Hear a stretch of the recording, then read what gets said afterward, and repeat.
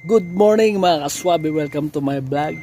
Ngayon kasama ko si driver na Indiano mga kaswabe. Yan po. Breakfast.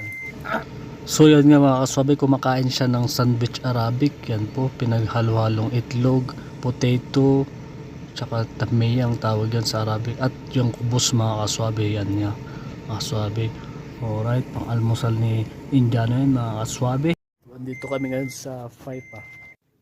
Dito pala sa Faipa ay bulubundukin na lugar. Tignan nyo mga kasabi, oh, green na green at para siyang rice terraces na katulad dyan sa Banawe. Tignan nyo naman yung view mga kasabi, ang ganda. At ang lamig dito mga kasabi, parang bagyo lang dito mga kasabi.